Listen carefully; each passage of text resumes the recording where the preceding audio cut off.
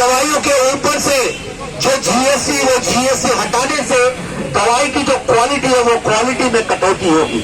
हम मानते हैं कि ये सरासर झूठ है। केंद्र सरकार की ये जो प्रावधान है, ये प्रावधानों को लेकर केंद्र सरकार सटीक रूप से दृष्टि नहीं दे रही है।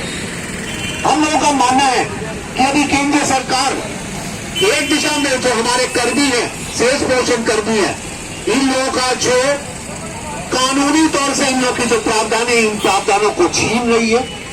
Sales promotion employees conditions of services act को इन लोग एबॉलिश करने की कोशिश कर रहे हैं, ताकि इन लोगों की कहावतों के साथ साथ ये जो 4 लेबर कोड्स है, ये लेबर कोड्स के अंदर ये कहना चाहते हैं केंद्र सरकार कि sales promotion employees condition of service act 1976 इसको सब्स्यूम किया जाए। हम लोगों का मानना है कि जिस ढंग से आज वो 4 लेबर कोड सारे श्रमजीवी आदमियों के ऊपर थोपा जा रहा है एक तरीके से, और केंद्रीय ट्रेड यूनियन से किसी तरीके से कोई बातचीत, और केंद्रीय ट्रेड यूनियनों की जो सुझाव है उन सुझावों को केंद्र सरकार किसी भी ढंग से मानने को तैयार नहीं है। उसका एक ही कारण है, वो कारण है जो हमारे मल्टीनेशनल और बृहद पूंजीपति हैं, उन बृहद पूंजीपतियों को जो मुनाफा इस इंडस्ट्री से मिलना था या सभी इंडस्ट्री से मिलना था, उसको सुनिश्चित करने के लिए और सभी कर्मचारियों, सभी श्रमजीवी आदमियों के ऊपर और भी दबाव डालने के लिए इन सभी कानूनों को लागू किया जा रहा है। और इस कार्यक्रम को और सुनिश्चित करने के लिए हमारे जो सेल्स प्रमोशन कर्मी हैं, उनके लिए जो हमारे प्रावधान हैं, जो स्टैट्यूटरी कंडीशंस है, स्टैट्यूटरी बेनिफिट्स है, सभी स्टैट्यूटरी बेनिफिट्स को छीना जा रहा है। एक तरफ से sales promotion employees conditions of service act को छीना जा रहा है, और sales promotion services conditions of service act 1976 को एबॉलिश और छीनने के साथ साथ हमारे maternity benefit act, bonus act, minimum wages act सभी को छीना जा रहा है। आने वाले दिन में सेल्स प्रमोशन कर्मी को किसी तरह का भी कोई भी सोशल जो सिक्योरिटी है वो सिक्योरिटी नहीं मिलेगी, और इसका नतीजा क्या होगा वो हम लोगों को सभी को मालूम है। केंद्र सरकार एक तरह से मानती है कि हमारी जो काम करने की घंटाएं हैं, उन घंटाओं को और बढ़ाया जाए, और इनके बारे में हमारे जो इंडस्ट्रियलिस्ट हैं, वो इंडस्ट्रियलिस्ट केंद्र सरकार की भावनाओं को और मजबूत बनाने की कोशिश करें। आप लोग देखिएगा मीडिया में, अखबार में हमारे जो इंडस्ट्रियलिस्ट वो कहना चाह रहे हैं कि कर्मचारियों को 12 से 14 घंटा काम करना जरूरी है। क्यों जरूरी है? हमारे देश की उन्नति के लिए, और देश की उन्नति करते हुए अगर हमारे मजदूर, हमारे समझ हुए आदमी अगर इन लोगों की देहांत होती है, उनके लिए हमारी केंद्र सरकार या ये जो मोनोपोलिस्ट है, ये जो व्यवसायी है, ये कुछ करने को तैयार नहीं है। यही आज के दिन का जो पॉलिसी, यही पॉलिसी को हम लोगों को समझना होगा कि केंद्र सरकार की इस पॉलिसी के खिलाफ आज एफएमआरआई और ओएसआरयू रस्ते पर है, धरना हो रही है। आज यहाँ पर भुवनेश्वर पे आने वाले 22 नवंबर को दिल्ली के जंतर मंतर या पार्लियामेंट सीट पे हम लोगों की धरना होगी। हम लोगों की धरना होगी इस मांग पर कि सेल्स प्रमोशन कर्मियों के लिए हमारी जो स्टैट्यूटरी वर्किंग कंडीशंस है, स्टैट्यूटरी वर्किंग कंडीशंस को इनैक्ट करना होगा। केंद्र सरकार के पास हम लोगों ने हमारे की तरफ से मांग की है कि हमारे लिए जो ट्राइपार्टाइट कमेटी गठित किया गया है, यह ट्राइपार्टाइट कमेटी किसी सरकार की कोई देन नहीं है, ये भीख नहीं दे रही है केंद्र सरकार।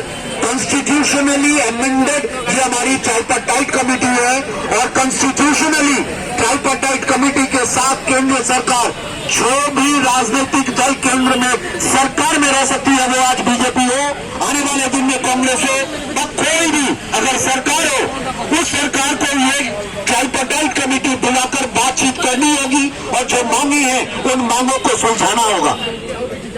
ये हमारी कॉन्स्टिट्यूशनल जो प्रोविजंस है, ये कोई अलग से हम मांग नहीं कर रहे हैं, और ये कॉन्स्टिट्यूशन के तौर पर और पार्लियामेंट्री कमेटी के हिसाब से ये डिक्लेरेशन है for all the sales promotion employees है। और उसी के हिसाब से ये भी एक प्रावधान है कि हम लोगों को 1976 साल में पार्लियामेंट और सुप्रीम कोर्ट और कमेटी ऑफ द पार्लियामेंट, इसके तौर पर हम लोगों को जो लॉ मिली, जो कानून मिली, employees condition of service act उसको लागू किया जाए और उसको रखा जाए, इसको अबॉलिश नहीं कर सकते। ये भी हमारी एक बुलंद डिमांड है और इसी डिमांड के ऊपर आज हम यहाँ पर धरना कर रहे हैं और आने वाले 22 नवंबर को हम दिल्ली के मैदान में हम जंग छेड़ रहे हैं। हम ये जंग छेड़ी है केंद्र सरकार से। एएसआरयू के सभी साथियों को यह जानना होगा, हमने केंद्र सरकार से जंग छेड़ी है और एफएमआरआई सारे देश भर में 26 राज्य में ये बुलंद आवाज उठा रही है कि केंद्र सरकार का जो नीति है उस नीति के खिलाफ हम लोगों ने सुप्रीम कोर्ट में केस दायर किया है। यूसीपीएमडी का मामला है, यूसीपीएमडी के मामले पर एफएमआरआई ने जो केस दर्ज किया है उस पर केंद्र सरकार आज धीरे चलने की नीति ली है। क्यों ली है? क्यों केंद्र सरकार यूसीपीएमडी को लागू नहीं कर सकती या करने की कोशिश कर रही है? इसका एक ही मामला है, उसका एक ही पॉलिसी है कि हमारे जो मोनोपोलिस्ट और जो ट्रेडर्स हैं, हमारे जो व्यवसायी हैं, हमारे जो इंडस्ट्रियलिस्ट हैं, उन इंडस्ट्रियलिस्ट को केंद्र सरकार सुविधाएं देना चाहती है। हम लोगों ने मांग की है कि यूनिफाइड कोड यूसीपीएमपी की जो प्रावधान है, जो प्रोविजंस है, उन सभी प्रोविजंस को लागू करना पड़ेगा और जो इंडस्ट्रियलिस्ट, जो मैन्युफैक्चरर्स जो इन प्रावधानों को, जो इन प्रोविजंस को उल्लंघन कर रही है, उन उल्लंघित इंडस्ट्रियलिस्ट को सख्त से सख्त सजा दी गई।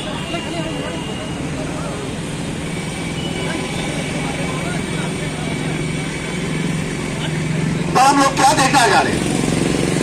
ये तीसरी बार हमारी जो केंद्र में सरकार आई है, उन लोगों की जो डायरेक्शंस है, उन लोगों के डायरेक्शन साफ साफ ये बताती है कि आने वाले दिन में जो इंडस्ट्रियलिस्ट, बृहद पूंजीपति के जो आदमी है, उन लोग जो भी किसी भी तरह का कानून का उल्लंघन करे तो उनके खिलाफ किसी भी तरीके का सख्त से सख्त हम लोगों ने जो मांग की है वो मानने को तैयार नहीं है।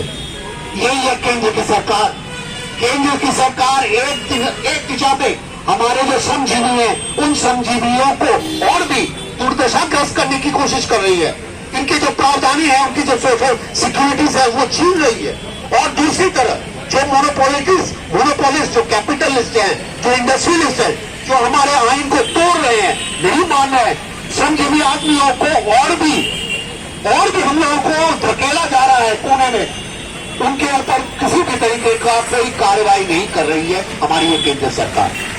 और उसी का चलते हम लोग आज यहाँ पर धरना कर रहे हैं। हमारी जो जायज मांगे हैं, उन मांगों को लेकर हम यहाँ पर धरना कर रहे हैं और आने वाले दिन में एफएमआरआई की तरफ से और ओएसआरयू की तरफ से हम लोग ज्यादा से ज्यादा यहाँ से जो हमारे प्रतिनिधि है उनको हम दिल्ली शहर में ले जाएंगे 22 नवंबर को।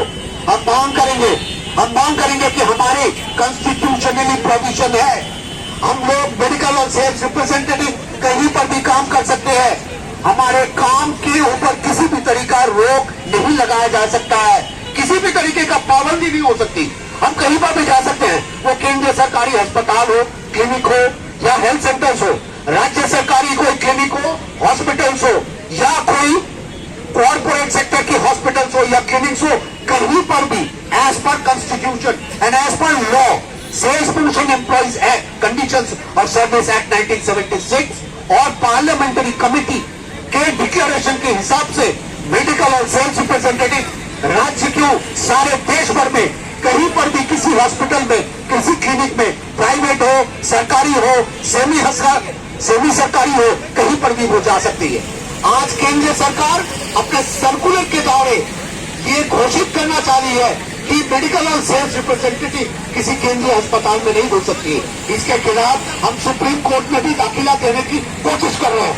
राज्य सरकार ने पाबंदी लगाई है, उड़ीसा में राज्य सरकार ने पाबंदी लगाई है कि मेडिकल और सेल्स रिप्रेजेंटेटिव सरकारी अस्पताल के अंदर नहीं जा सकते। ये गैर कानूनी है, बिल्कुल गैर कानूनी है और अनकॉन्स्टिट्यूशनल है। इसको लेकर हमको और ज्यादा रूप में हमको सड़क पे आना है, हमको कैंपेन करना है, आम आदमी को समझाना है। और हमारे जो साथी हैं, हमारे बहुत सारे साथी हैं जिनको इस बारे में मालूम नहीं है, वो कहते हैं कि वो एसआरयू क्या कर रही है, समझाइए इनको वो एसआरयू क्या कर रही है। वो एसआरयू इस हद तक लड़ाई करने को प्रस्तुत है कि आने वाले दिन में अगर हमको इसके उसके ऊपर कोई चैलेंज डालना है राज्य सरकार के ऊपर, उसके विषय पर भी हम चर्चा कर रहे हैं। किसी भी तरीके से हम लोग की जो कॉन्स्टिट्यूशनल अधिकार है, हमारे सेठ मोशन कर्मियों का जो अधिकार है, वो अधिकार को किसी भी तरीके से हम लोग केंद्र सरकार और राज्य सरकार को छीनने नहीं देंगे। इन्हीं चीजों के ऊपर हमारी जो मांगे हैं, इन मांगों को हम और सख्त रूप देने की कोशिश कर रहे हैं। लगातार रूप से हम लोगों ने केंद्र सरकार के पास चिट्ठी डाला। आप लोगों को मालूम है कि 2 हफ्ते पहले सारे उड़ीसा में हम लोगों ने एक बहुत बढ़िया कर्मसूची किया, जिसमें हमारे 500 से भी ज्यादा साथियों ने योगदान किया, जिसके तौर पर हम लोगों ने केंद्र सरकार की जो लेबर मिनिस्टर है, केंद्र सरकार के लेबर मिनिस्टर और हेल्थ मिनिस्टर के पास हम लोगों ने मेमोरेंडम दाखिल किया। हमारे जो डिस्ट्रिक्ट कलेक्टर्स है, डिस्ट्रिक्ट कलेक्टर्स के साथ हम हर तरीके का प्रोग्राम ले रहे हैं। हम यही कहना चाह रहे हैं कि हमारे जो साथी हैं, इन साथियों को हमारे और ज्यादा रूप में इन कर्मसूचियों में लाना है। हमको इसके बारे में और ज्यादा कैंपेन करना है, साथियों को और जुटाकर आम आदमियों के पास ले जाना है। अगर जरूरी पड़े हम लोग सारे उड़ीसा में सिग्नेचर कैंपेन करने के लिए प्रस्तुत है।